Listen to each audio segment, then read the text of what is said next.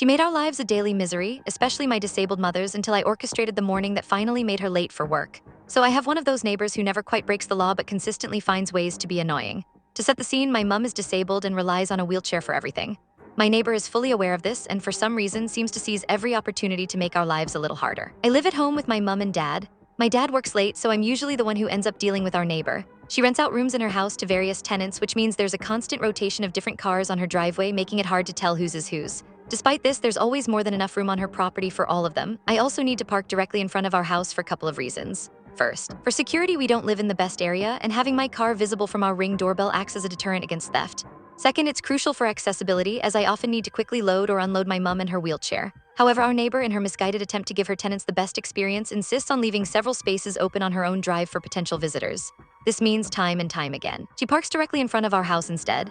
I've explained to her multiple times why it's essential for me to park there for my mum's accessibility and our security. I've asked her to use her own driveway, emphasizing that there's plenty of space for everyone, but she keeps doing it. I've now come to the conclusion that she simply can't park, and she's too stubborn to admit it. I once watched her trying to maneuver into her own driveway, stalling repeatedly. So, it's either stubbornness, a refusal to admit her poor driving skills, or just plain laziness, because it would only take a few extra seconds to park carefully if she really wanted to.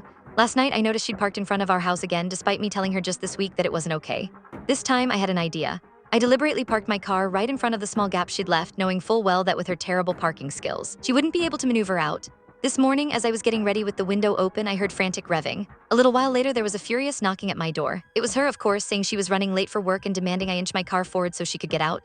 I quickly wet my hair, wrapped a towel around myself as if I'd just stepped out of the shower, and peered through the narrowest crack in the door to answer her. "You've just disturbed me in the middle of my shower," I told her, feigning annoyance. "You'll have to wait at least a few minutes." I added, "It's not my fault you can't listen, and it's certainly not my fault you refuse to learn how to park on your own driveway or even take the time to do it properly." I stayed in the shower for about 20 minutes. By the time I finally looked out, she had somehow managed to pull away.